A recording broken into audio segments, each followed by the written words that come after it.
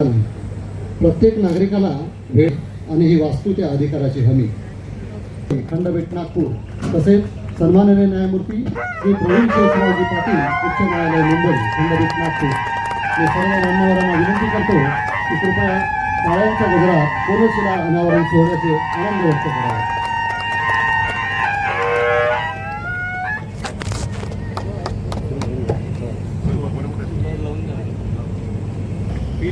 आजचा हा दिवस आपल्या सर्वांसाठी अत्यंत महत्त्वाचा आहे.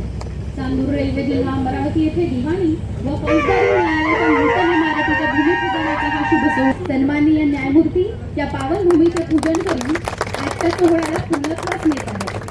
सन्माननीय न्यायमूर्तींच्या व अतिथींच्या हस्ते चांदूर रेल्वे दिवाणी व फौजदारी न्यायालयाच्या नूतन इमारतीचे भूमिपूजन होत आहे व आपण सर्व त्याचे साक्षीदार आहोत.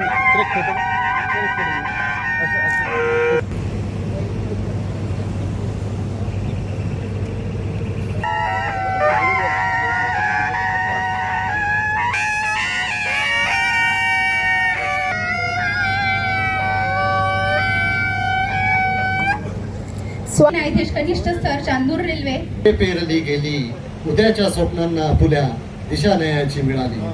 आज दिनांक 3 मे 2026 रोजी चांदूर रेल्वे जिल्हा अमरावती येथील दिवाणी व फौजदारी न्यायालय नूतन इमारतीच्या सुवर्ण कोनशिला समारंभप्रसंगी मंचावर उपस्थित सन्माननीय न्यायमूर्तींचे व अतिथींचे तसेच आजच्या कार्यक्रमाला उपस्थित सर्व सन्माननीय मान्यवरांचे मी संजय सहारे दिवाणी न्यायाधीश वरिष्ठ स्तर अमरावती आणि मी विशाखा पाटील दिवाणी न्यायाधीश वरिष्ठ स्तर अमरावती शब्दसुमनांनी स्वागत करतो. आपण पाईक आहोत. भारतीय संस्कृतीत दीप हा केवळ प्रकाशाचे प्रतीक नसून ज्ञान, आशा, सकारात्मकतेचेही प्रतीक मानला जातो. करिता मी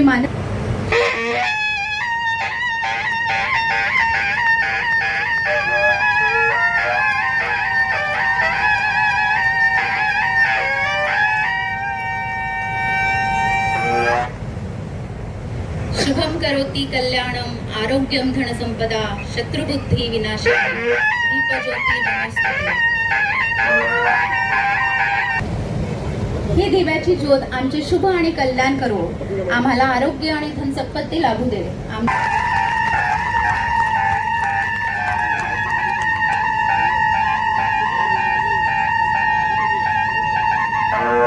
धन्यवाद साहेब.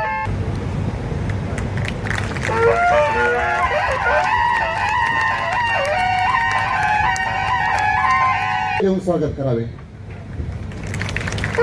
यांचे रोपटे देऊन स्वागत करावे.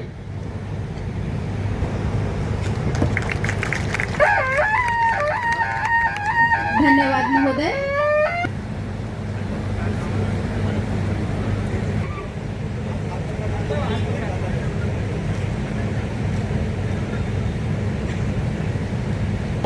सत्कार करावा.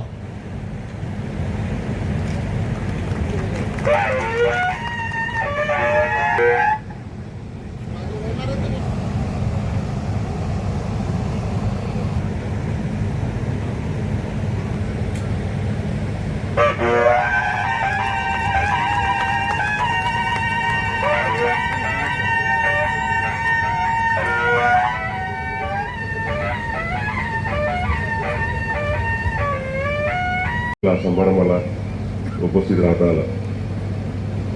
किलोट साहेबांनी सांगितल्याप्रमाणे आणि खरं म्हणजे आज आम्ही तिघही जण म्हणजे किलोट साहेब असो, प्रवीण पाटील असो, मी असो, आमच्या तिघांची अमरावतीची नाळ जोडलेली आहे. आणि मी कुठेतरी असलो, मग नागपूरला असो, मुंबईला असो, औरंगाबादला असो, दिल्लीला असो, अमरावतीची नेहमीच माझी नाळ जोडलेली होती. आणि सुरुवातीच्या काळात दादासाहेब ज्या वेळेला इलेक्शनला उभे राहायचे त्यावेळेला बऱ्याच वेळेला चांदूर रेल्वेला याचा प्रसंग आला आणि अनेक चांदूर रेल्वेच्या सन्मान्य प्रतिष्ठित नागरिकांशी माझा जवळचा संबंध आहे. त्यामुळे खरं म्हणजे आजचा कार्यक्रम नियोजित नव्हता. काल विजय दरडाजींनी लोकांचा कार्यक्रम ठेवला होता यवतमाळला आणि वेळेवर मग ते किलो साहेबांनी म्हटलं की आज आपण चांदूर रेल्वेचं पण भूमिपूजन करावं. तुम्हाला खरोखर आनंद. काल तर आम्ही म्हणजे कालची आमची परिस्थिती अतिशय भयानक होती यवतमाळला. म्हणजे तो मागचा बॅनर अंगावरती पडतो का काय अशी परिस्थिती असताना शेवटी आम्ही तरी 15-20 मिनिटं काढले तिथे. पण सिक्युरिटीवाल्यांनी जबरदस्तीने घेऊन गेल्यामुळे नंतर हॉलमध्ये झाला कार्यक्रम. आणि सगळ्यांनी सांगितल्याप्रमाणे आपले आर्किटेक्ट नयन निस्तानी यांनी ज्या पद्धतीनं या इमारतीचा ही वास्तू कशी राहील याचं रेखांकन केलेलं आहे, त्याबद्दल खरोखर त्यांचं कौतुक करायला पाहिजे. किलोड साहेबांनी सांगितल्याप्रमाणे मी ज्यावेळेला मुंबईला गेलो त्यावेळेला एक ज्येष्ठ न्यायमूर्ती म्हणून इन्फ्रास्ट्रक्चर कमिटीचा अध्यक्ष म्हणून मला कार्य करायची संधी मिळाली. योगायोगानं त्याच वेळेला देवेंद्रजी फडणवीस पण महाराष्ट्राचे मुख्यमंत्री झाले आणि त्यांनी लॉ अँड जस्टिस डिपार्टमेंट हे आपल्या स्वतःकडे ठेवलं होतं. आणि मुंबई उच्च न्यायालयाने राज्य शासनाच्या मदतीने पाठिंब्याने महाराष्ट्रामध्ये अनेक ठिकाणी नवीन इमारती त्यावेळेला प्रस्तावित करण्यात आल्या. अनेक इमारतींचं पूर्णत्वास आल्या. त्या इमारतींचं उद्घाटन करण्याची मला संधी मिळाली.